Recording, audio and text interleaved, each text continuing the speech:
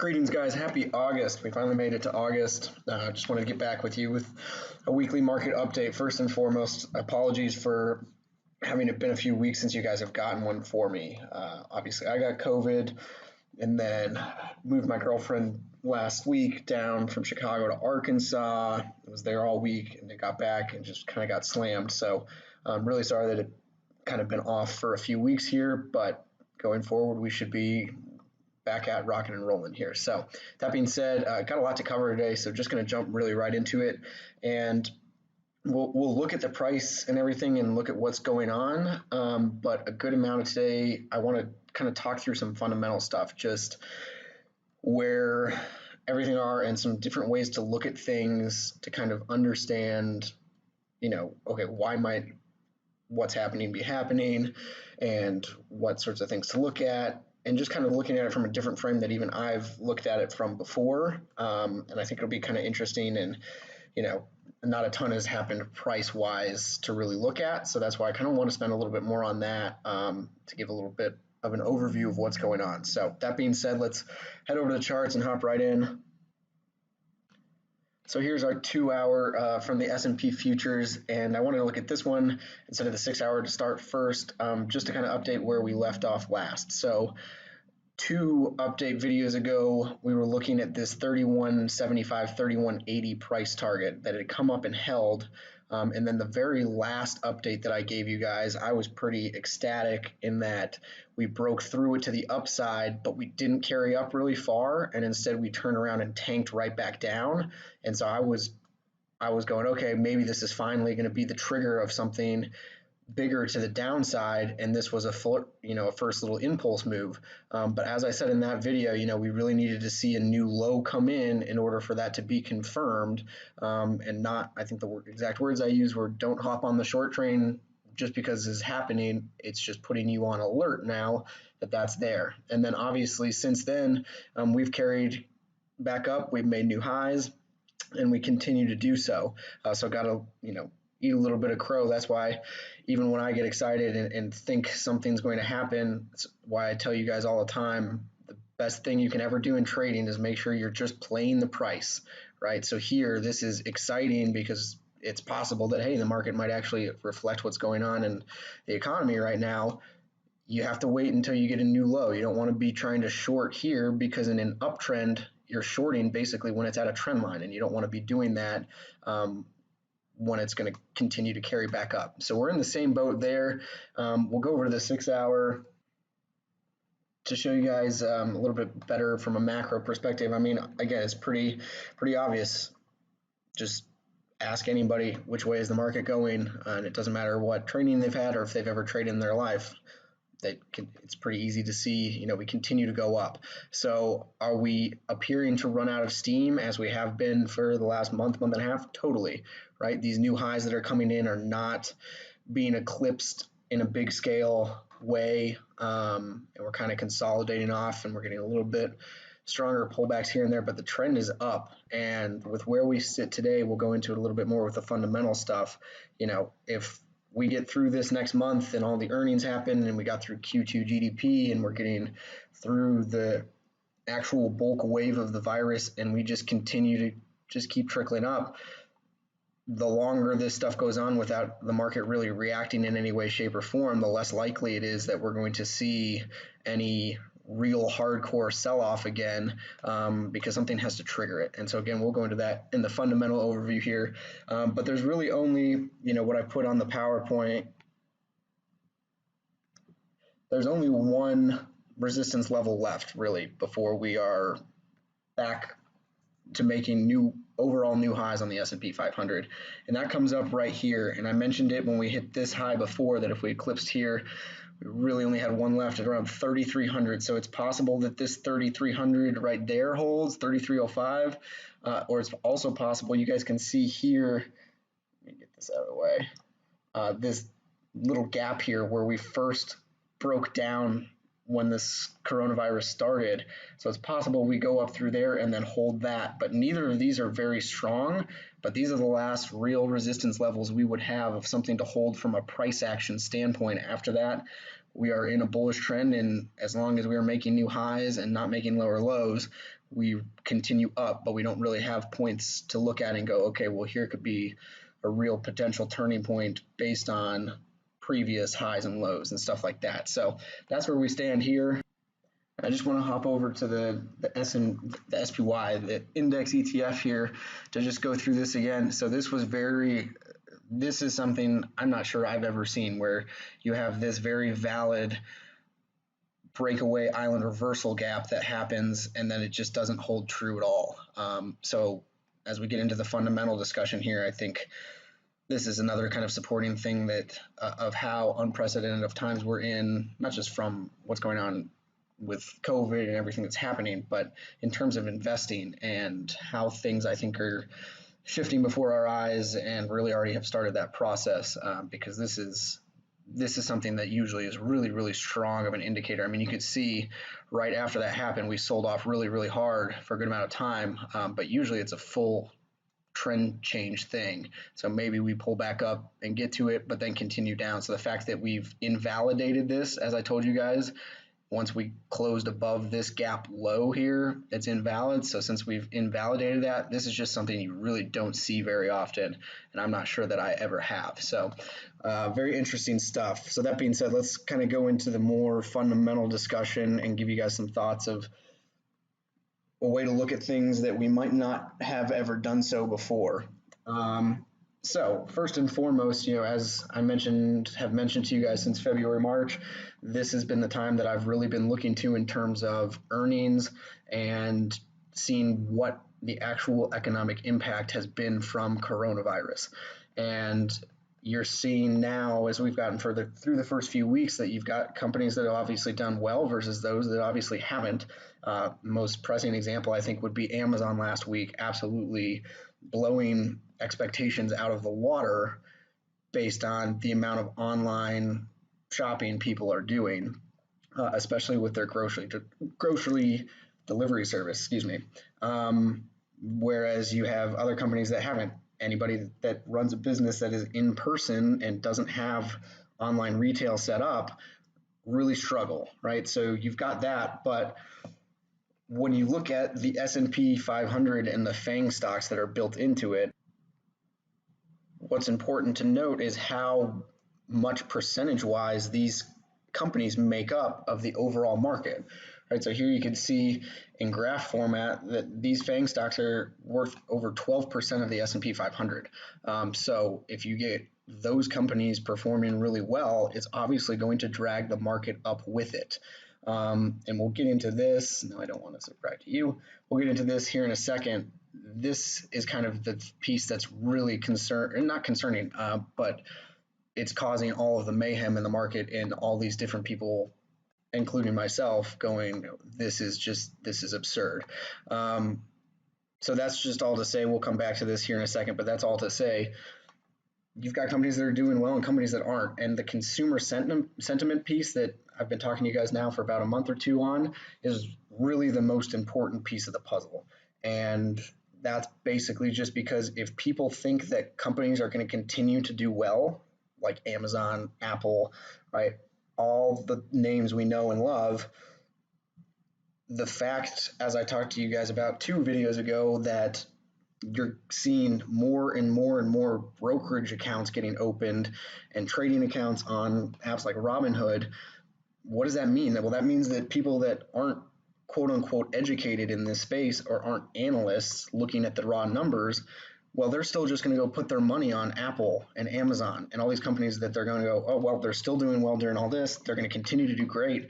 So if that's the case, it's going to go higher, right? And they're not reliant on the numbers of PE ratios and how expensive compared to the book value shares of companies actually are. They're literally just looking and going, great, if this is what Amazon's doing now and it's priced at 2,000 right now, I'm going to buy it because I think they're going to keep doing well, which means they should absolutely always go up, right? And the more and more people you have that are making trades and making investments based on that, because they don't need a financial analyst or advisor, since they can do it on their own. So we could really look into companies' PE ratios and the growth and everything that's going on. And basically, what that is throughout the history, if you will, of the stock market, the way that financial analysts and advisors and hedge fund managers that are fundamental traders look at companies and decide whether or not to buy is they take a look at what a company's growth has been, what they expect the growth to be for, say, the next 5 years, and then price that into the current stock price to give them a feel for what they think the stock should get to or surpass within that time frame to decide if it's a good investment, right? So if Amazon's trading at $1,000 and they do their calculations based on a 5-year growth curve and they think that it can become $2,000 in the next 5 years, that's a really good return and they're going to go buy that.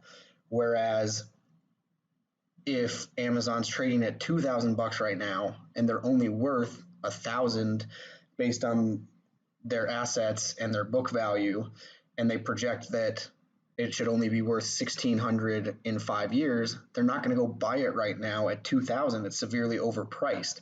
But the difference being, the point of all of this is to say that there are so many more people buying into the market that aren't analyzing stuff based on that. They're literally just doing it on a feel and going, we definitely, we think these stocks are going to keep going up. They're good companies, so we're going to buy in now because if they're priced right here now, they'll continue to go up, right? And you're getting these insane PE numbers and this huge disconnect between the actual underlying numbers in the economy and on companies' bottom lines with where their share price is. And that's why you're seeing so many hedge fund managers, so many investment advisors, so many people like myself that try to look at things logically, all of us going, this is honestly one of the most outrageous things we've ever seen.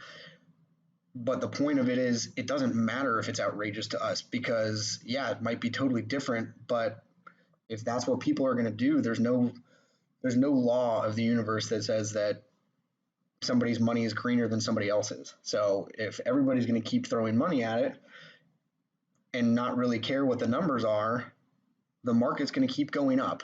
And that's one of the reasons that I think a lot of people are starting to see why this market has recovered the way it is. I mean, there's no doubt, nobody can question the fact that should this be happening? No. Even Trump, who's the most pro stock market guy ever, you look back at what he was talking about when we first reversed off of the lows and started coming back. He was out there at the White House saying, look, it's not going to be a V-shaped recovery. Probably going to look more like a W, and we might drop down a little bit, and it's going to take a long time to get there. And now this thing has been a straight V, and we've just rocket shipped up. So, to look and say these guys like David Tepper and all these big hedge fund managers that have been wrong about this, to say that, oh, you guys don't know how to analyze stuff, it's not fair at all, right? This is the most overvalued the market has been ever by far, and could share tons of articles that break down the numbers behind that. But it's not a question of that anymore. It's a question of understanding consumer sentiment, who makes up the market, and what those people are thinking. And so that's one reason. And then this kind of ties into the Q2. So obviously Q2 GDP was not as bad as expected, but obviously still the worst in history. And even though the virus is still soaring, states are backtracking and reclosing, companies are moving to work from home into 2021. The unemployment rate is not dramatically changing as people thought it would miraculously do. Like, all the stuff that everybody planned on is happening while the market's going up. But despite all that, one of the other reasons that you have more people throwing money into brokerage accounts and Robinhood accounts is because Q2 disposable income was actually up 42% from Q1. So even with what's going on in the market and everything shutting down, people have more money. And that's because the Fed added that $600 per week additional bonus onto the unemployment benefits. So people were making more money being unemployed than they were employed. At the same time, you can see here, this consumer spending was down over 25% last quarter. So you have people making more money than they've had and spending less. And that's why you're seeing such large percentages of these numbers of people opening brokerage accounts. And here's actually an article that came out today, earlier, that just gives a few examples of the number. I mean, so you look at Charles Schwab, 1.65 million new brokerage accounts in the second quarter, up 400% from last year's second quarter, right? E-Trade, their retail inflows are going off at what they're saying is blistering pace, right? You can read these stories everywhere of all these brokerage accounts and how many are actually being opened or have been opened since the start of the pandemic. And it's starting to give you some information as to, okay, well, that's why so many people are buying in. So the scary thing there is if this all comes home to roost, right? If the chickens do come home to roost and at some point the economic numbers catch up with the market and cause some trouble, you're going to see a lot of people lose a bunch of money, because right now it's been like throwing spaghetti at a wall and there's really nothing you can have thrown at and bought stock of and lost money on. So everybody's doing great right now. But if anything turns and causes some form of collapse, any way, shape, or form, that could really exponentially do it to the downside. So that's kind of it's a double-edged sword. You got to kind of look at it and go, okay, this is why we're seeing some of the things we're seeing. Does it mean it's going to go on forever? It might, as long as people have money and want to keep buying. PE ratios can be 1,000 times their earnings. Who cares? But what will be really interesting and hopefully okay is if we start seeing some form of correction, what ends up happening to all these people. And hopefully it doesn't get really ugly. So just kind of understand the income piece. Now that the $600 extra bonus is off of unemployment, it'll be interesting to see what happens as we go forward with that, how consumer spending goes. But the Fed can continue to pump money as much as they want, and we've seen that. So it's kind of, I'll leave that there. We can get more into that later on this, next week or something. But then another big piece that I just find interesting, doesn't really have to do with the stock market a ton, but I was having a conversation with somebody the other day, and it's super interesting to look and go, the housing market in America right now is absolutely soaring, while at the same time, if the federal eviction proclamation, or whatever they wanted to call it, banning renters from being evicted for lack of paying, if that doesn't get extended, we're going to see a really dramatic eviction rate happen in cities across the country because of, people just can't pay their bills, right? So how do those two things, there's such extremes of each other. And I was having a conversation with somebody the other day, and really what it boils down to is that, number one, the work from home piece of things.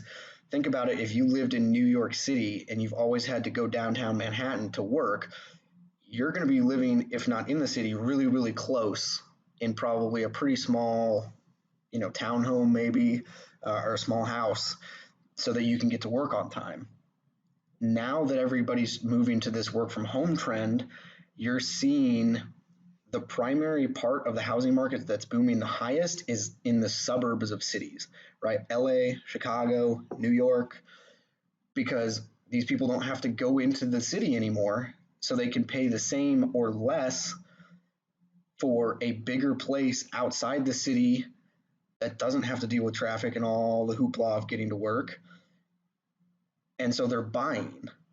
Yet the younger demographic, under 30s, people that are still renting, have lost jobs, probably more so than the upper level tiers of corporations, and so they can't pay rent. So it's just really interesting to look and see, once you're in that single family house tier up, things are just absolutely thriving. But everything below that is really doomed if all this stuff starts to go sideways and the Fed doesn't bail everybody out from that standpoint. And so that leads me into the final thing that I'm going to bring up to you guys today, and that's just a few trades to add to your tickler file, something to keep an eye on and make a decision if you want to make a speculative play based on what we see of fundamentals in the economy and what is going to do well versus potentially not. And that is that in the first quarter, in January of this year, before coronavirus hit, the national delinquency rate was 3% for mortgages. Currently, the forbearance rate is 8%. Okay, so if you can Google forbearances and stuff, basically allows you to go up to a year without paying your mortgage payments. So what we really have to watch going forward is how the unemployment number does, right? Does it start to decline at a dramatic rate and really everybody is getting their jobs back as everybody seems to think is going to happen? Or does it really not? And it takes a lot longer to get jobs back than people are anticipating. Because if that's the case, then when we get to next year, if that forbearance rate is still, 6, 7, 8%, that means that delinquencies when the forbearance time runs out is going to double, if not more. And so, the companies to be invested in for that are going to do really well are the companies that manage delinquencies, evictions, foreclosures. So the ones to short will be the ones that are super exposed to mortgages, especially probably in the subprime space, if those are the people that have lost their jobs the most. So again, we'll kind of have to watch that as we go forward, but that's something to keep an eye on. That's just raw data staring us in the face right now. Could change over the next few months, depending on what happens and how things open, but something that if it was today, we would definitely want to be invested in those companies. And then the second thing is all these sports gambling companies. I mean, long term, this is probably one of my most favorite investments to have because in this country especially, that's going to be a booming industry. I mean, it already is. So the fact that it's getting legalized and more almost on a daily basis, like that's going to be huge down the road. I think that's going to be one of the best investments that can be made. But at the same time, keeping an eye right now on sports, especially as college football comes back. That's probably the one that I'd say I'm concerned about more than any professional sport, just because you can contain professional athletes in a bubble and literally restrict the flow of who goes in and who goes out to the entire bubble for as long as they need to get through these next few months and finish seasons. Whereas college kids are going to be college kids. I don't see how you're going to be able to contain college kids from seeing anybody or anything for an entire semester at school. And when kids go back, the fact that they were at home the first or the second semester of last year, like we've seen it around the country. When places open, people are itching to get out. You think college kids aren't going to be going crazy when they get back to school and partying together and doing all this and not caring whatsoever about the virus? I mean, on campuses, no doubt we're going to see insane spreads.